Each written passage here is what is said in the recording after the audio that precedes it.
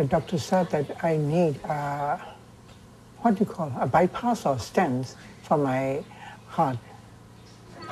My friend said, now you arrive in America, you don't need to worry about your health because the doctors here are very good. American Heart is set in a Minnesota clinic that specializes in health care for refugees and shows the specific challenges that doctors face in caring for these new immigrants. We started the International Clinic in 1980, thinking that I'll bet some refugees are going to be coming to Minnesota, and now we're in the middle of the neighborhood filled with immigrants and refugees. The patients that come through their doors every day, every single one of them has a fascinating story and had a lot of things going on in the present. Patrick, he's a member of the Karen ethnic minority from Burma.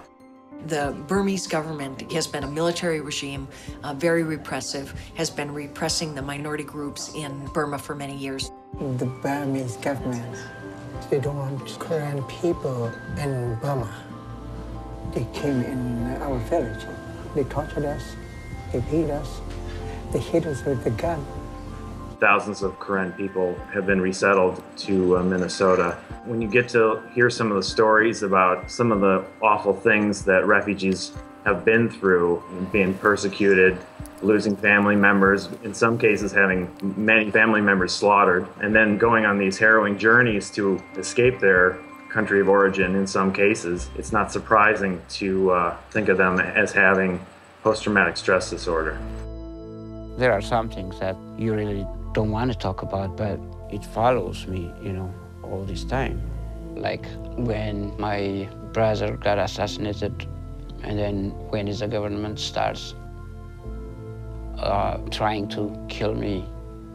Alex tried to escape Ethiopia going north towards Sudan, and it ended up being a 2-year journey on foot. And part of that journey meant going through an active war zone when the Ethiopian government was at odds with Eritrea. It looks like it's all past, but every time I think about it, it's just a beginning, it's just a beginning, it's just a beginning.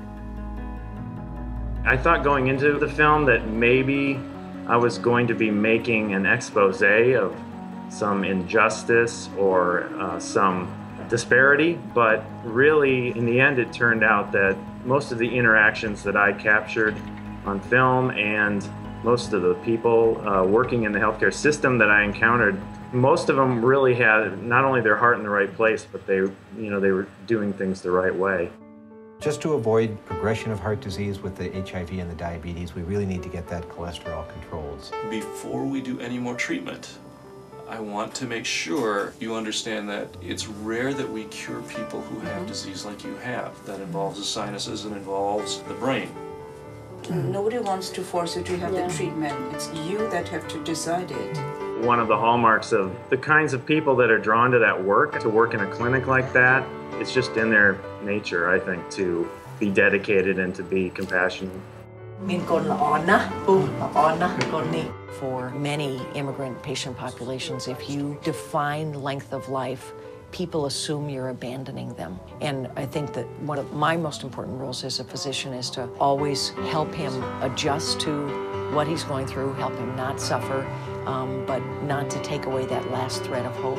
The sort of high-tech medicine that cancer and heart disease sometimes require, that a lot of the patients in the film they go through, when you're spending 2 weeks at a time in an ICU, or you're getting chemotherapy, you're getting heart surgery, those kind of experiences I think can feel really dehumanizing.